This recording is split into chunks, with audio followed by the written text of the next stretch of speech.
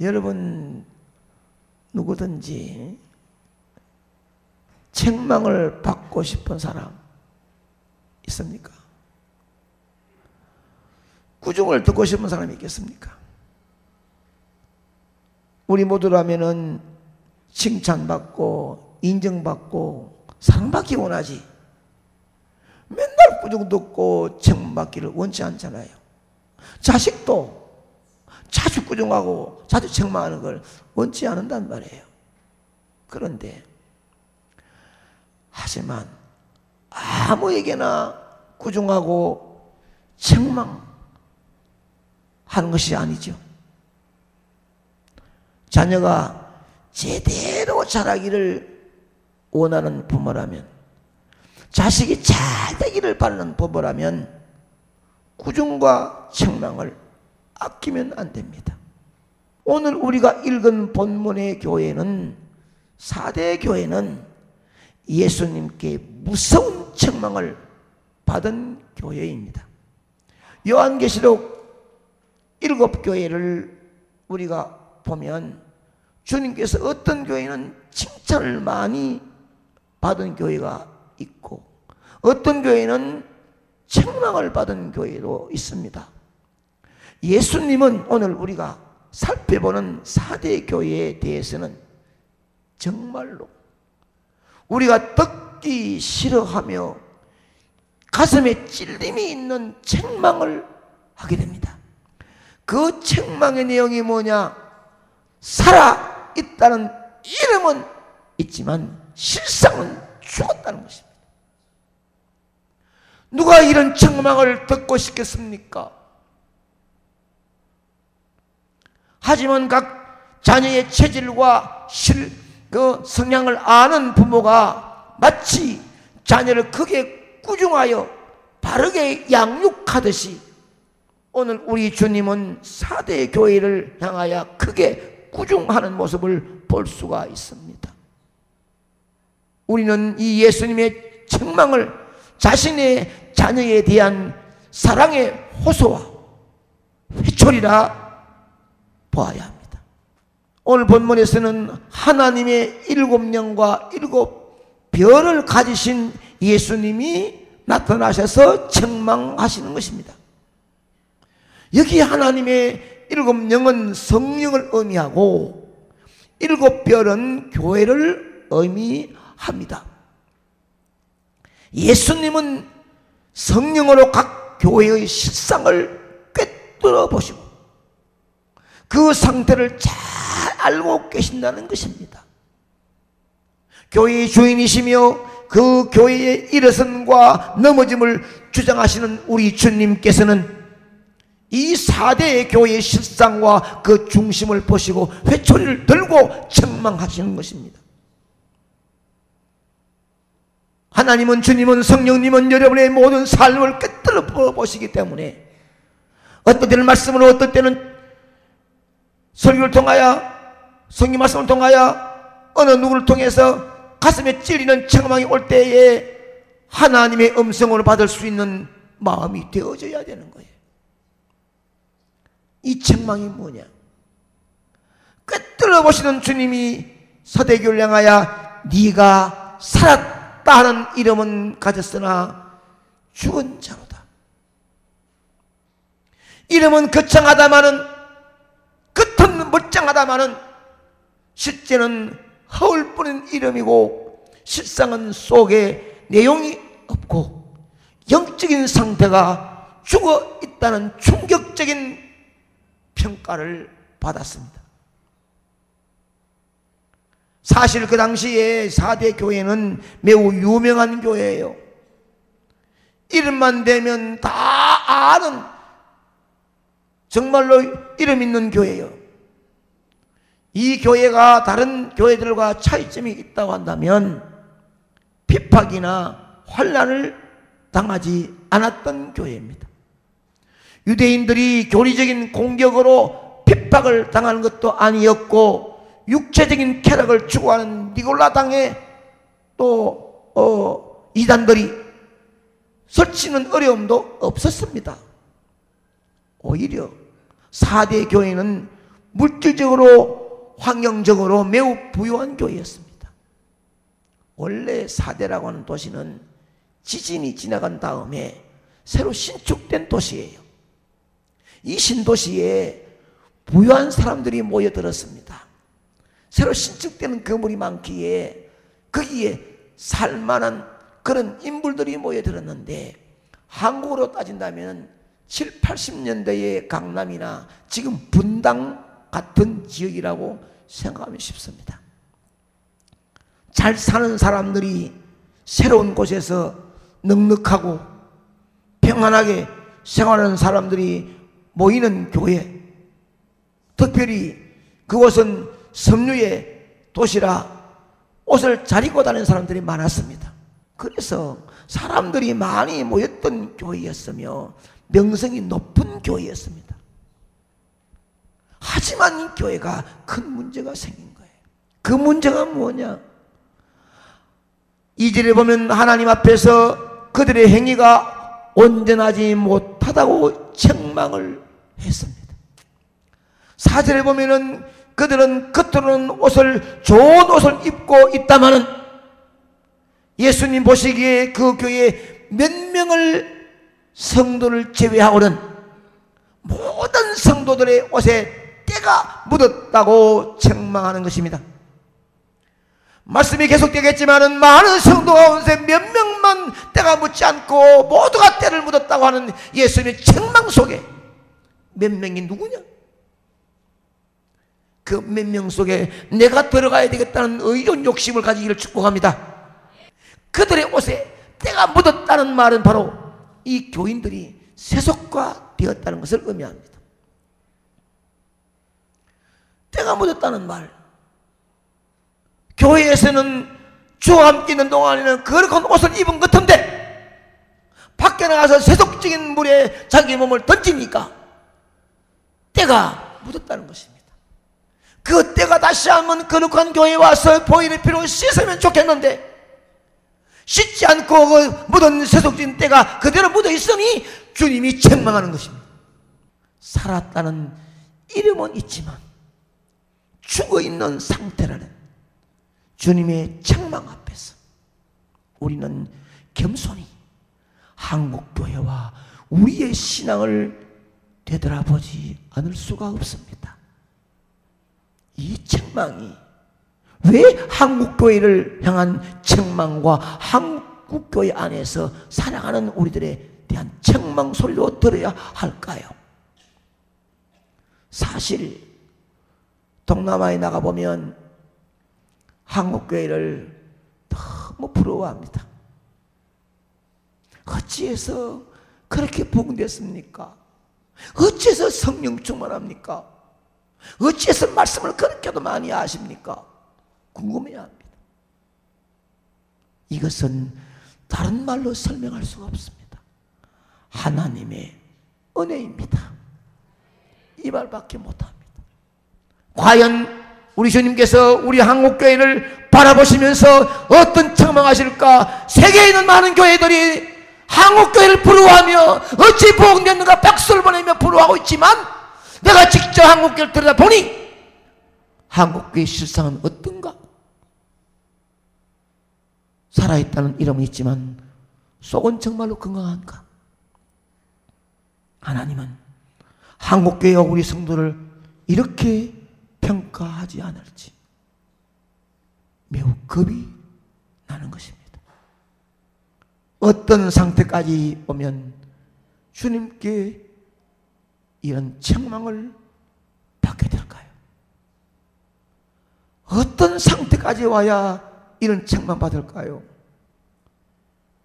우리가 영적으로 그 치장만 하고 있을 때 주님의 엄한 책망을 받습니다. 신앙이 없는 것처럼 살아야 되는데, 없으면 없는 것처럼 겸손해야 되는데, 신앙이 없으면 있는 채 하는, 그저 머릿속으로 종교적으로 포장만 되어가지고 교인들에게 평가를 받고 있는 거예요. 이게 이게 뭐 말로 머리로 생각으로는 잘하니까 처음부터 복음과 은혜의 큰 감동과 감격으로 자신의 자신됨을 알았어야 되는데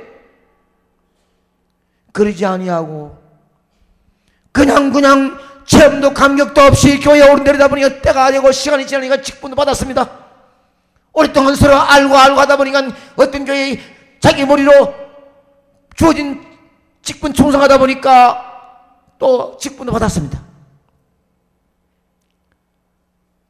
그러다 보니 교회 생활도 자연적으로 적응이 되어버렸습니다. 하지만 자신이 지니고 있는 복음의 본질을 깊이 생각하지 않고 종교적인 포장만 화려할 때 주님은 그 사람을 향하여 그 치레만 있고 내용이 없구나.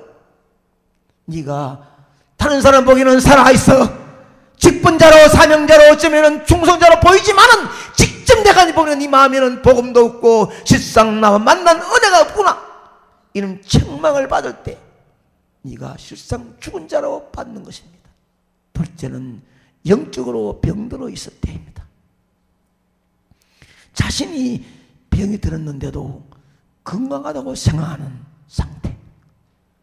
이 부류들은 주로 전에 주님을 뜨겁게 사랑했던 기억, 이것을 현재 자신이 믿음이 괜찮은 줄 알고 있는 자들입니다. 옛날에 내가 은혜 받아가지고 이렇게 했는데 이것이 아직도 가슴 있는 줄 압니다. 왕년의 신앙, 그 신앙이 자신이 아직도 신앙에 있다고 생각하는 자각정세를 심각하게 느끼게 되는 것입니다. 과거에 기도했고 과거에 헌신했고 그러므로 지금도 영적 건강이 좋다고 생각하는 이 착각, 아무것도 하지 않은 채 그것만 세리 보고 앉아서 그것만 사진 보고 앉아가지고 자기가 살아있는 것처럼 하지만 실상은 네가 죽었다는 것입니다. 내가 살아있는 사람이 되어야 되겠다는 이런 욕심을 가져야지. 나 때문에 이 애비 때문에 살아있는 아름다운 삶으로 향기나는 예수 향기로 나가면 내 가정의 가문에 어둠이 물러가고 행복과 기쁨이 있는 가정이 된다는 말이에요. 왜 주님께 책망 받습니까? 셋째, 영적으로 과장되어 있을 때 책망 받습니다. 자신의 영적 상태는 별로예요. 사람들이 더 인정해 준다는 것입니다. 이건 정말 두려운 상태입니다. 교회 일과 봉사도 많이 해서 칭찬을 많이 받는 사람이 있어요. 그러나 그런 봉사를 하는 자신은 자기 자신을 잘 압니다. 마치 빈수레가 요란하는 법인 것처럼 자신의 속이 비었다는 것을 감추기 위해서 열심히 인척하는 교인들에게 우리 주님은 무서운 책망하십니다. 진실로 내 마음속에 예수 그리스도를 모시고 사는 진실한 은혜를 아는 자라면 요란하지 않습니다. 요란하지 않습니다. 겸손히 주님만 바라보고 가야 되는데 사람 보기에는 그렇게 요란하게 잘하는 것 같지만은 어두운 곳에 가면은 주님께 책망받는 자리에 있으면서도 모르고 있다는 거예요. 사람을 속이고 있는 겁니다. 사람은 말 못하지만은 주님은 책망하여 전님과 성미가 없을 것입니다. 주님의 책망에 대한 우리의 해결 방법은 없을까? 만일 우리가 이런 주님의 책망을 받는다면 어떻게 해야 할까요?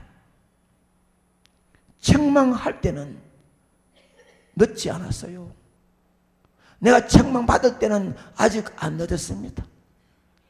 책망하다가 안 돼가지고 책망도 안 하고 관심도 없으면 끝난 겁니다. 그러나 책망할 때는 해결책이 있어요. 본문에 책망했던 주님은 해결책으로 일깨우고 깨어나야 한다라고 말씀합니다. 이것은 2절과 3절에 보면은 일깨우 라는 말씀이 나옵니다. 영적 잠에서 깨어나라는 것입니다. 아멘. 세상의 풍요에 수면제를 먹고 영적 잠든 상태에서 깨어나기를 축복합니다.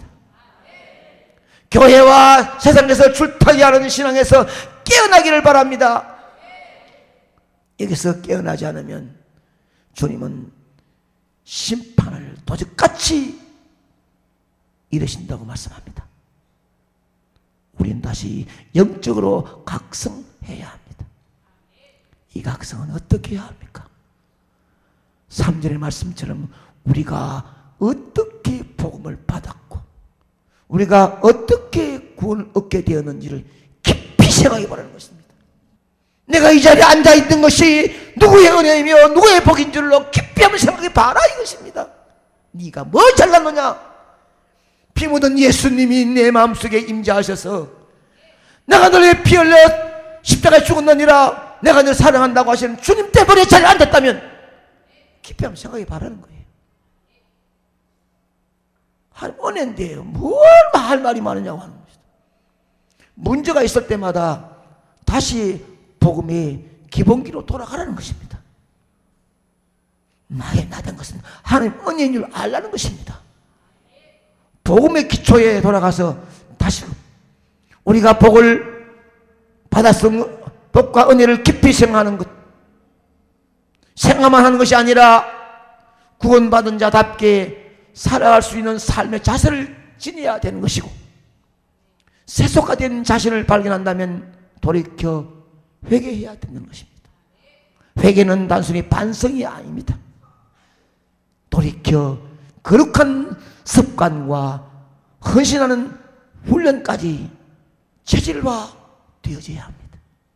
사랑하는 여러분, 우리가 처음 복음을 받은 대로 살려고 몸부림치고 믿음을 지키고자 하는 그 모습을 가리켜 오늘 주님께서는 4절에 그 옷을 더럽히지 않는 자라고 말씀하시면서 그런 자가 사도에게 몇 명이 있다고 말씀하십니다. 많은 사람들은 옷에 때가 묻어지고 세상과 더불어 싹하며 살아가는데 책망받는 자들이 많은 가운데서 몇 명 많은 옷을 더럽히지 않는 자가 있느니라. 사실 저는 여기에서 희망을 보는 거예요. 주님의 마음을 보는 겁니다. 실상 죽은 자라고 무슨 책망을 하시는 주님은 신앙을 지키고자 발버둥 치고 사랑하는 몇 명의 성도를 주목하고 있습니다. 극과 속이 모두 생생한 살아있는 교회라 칭찬받는 여러분들을 진심으로 축원합니다. 이처럼 우리가 세속화된 우리의 마음을 돌이키고 이 땅에서 신앙으로 깨어나서 신앙의 옷을 더럽히지 않고 믿음으로 승리하며 살아갈 때 많은 사대의 성도 가운데 몇 명을 향하여 네가 옷을 더럽히지 않았다고 칭찬해주는 그 몇 명 사람으로 살아갈 때 주님께서는 그 사람에게 약속하는 세 가지가 있습니다. 5절에 나온 말씀대로 흰 옷, 흰 세마포를 입게 해주겠다는 것입니다. 세상에서 잘났으면 얼마나 잘났겠습니까? 돈 많으면 얼마나 많겠습니까? 좋은 옷을 입었다면 얼마나 좋은 옷을 입었겠습니까? 그러나 천국 가서 흰 옷을 입지 못한다면 아무런 소용이 없습니다. 아멘. 이 땅에서 신앙의 정죄를 지키며 살아가는 그들에게 주님께서는 마지막 때에 영광의 흰 옷을 입혀주겠다는 것입니다. 아멘입니다. 언젠가는 내가 이 땅을 떠날 때에 주님이 보내시는 세마포를 들고 천군 천사가 와서 입혀주면서 주님이 기다리고 계신다고 상 들고 있다고 가자고 할 때에 기쁜 마음으로 주 앞에 갈 수 있는 그 모습을 가져야 되는데 이것이 마지막 우리가 떠날 때에 복받는 길이 아니겠습니까? 그다음 우리의 이름이 생명책에서 지워지지 않을 것이다 라고 했어요. 복음을 붙들고 복음대로 살아간 우리들의 이름이 절대로 생명책에 흐려지지 않도록 주님께서 붙들어 주시겠다는 것입니다. 여러분이 구미상무 교직부의 이름 올라가지고 직분자가 아니라 훗날 저 생명록에 내 이름이 기록되었기에 섰을 때 이름을 쳐다보고 있으면 통과시킬 수 있는 이름이 기록되어 있느냐? 많은 사람 가운데 의와 믿음을 지키며 옷을 더럽히지 않고 살아가는 자가 있을 때 주님은 네 이름이 생명록에 기록할 것이다. 우리 주님께서 우리를 부끄러워하지 않고 시인하시겠다고 약속합니다. 이 땅에 주님 보시기에 부끄럽지 않는 신앙으로 살아갈 때 우리 주님도 우리를 부끄러워하지 아니하고 우리를 인정하시겠다는 것입니다. 할렐루야. 우리가 이런 축복을 받아야 하지 않겠습니까? 주님 앞에서 인정받는 삶이 얼마나 좋은 진짜 신앙이겠습니까? 내 옆에 앉아서 함께 찬양을 부르며 함께 은혜 받는 자리지만은 나만 아니라 당신도 꼭 주님께 인정받으십시오 라고 할 수 있는 마음, 진짜 신앙이 주님께 인정받아야 됩니다. 지금 세상에서 인정받고 살아있다는 이름도 없고 복음대로 정결한 삶을 살아가는 깨어있는 바른 신앙을 가져야 되는데 그것이 없다면 영원히 허명과 오명으로 그 이름이 남을 수밖에 없습니다. 바라기는 우리의 때 묻은 영적 상태를 주님의 보혈로 다시 깨끗하게 씻기를 축복합니다. 과거의 신앙으로 만족하고 신앙의 과장과 가면을 벗어버리고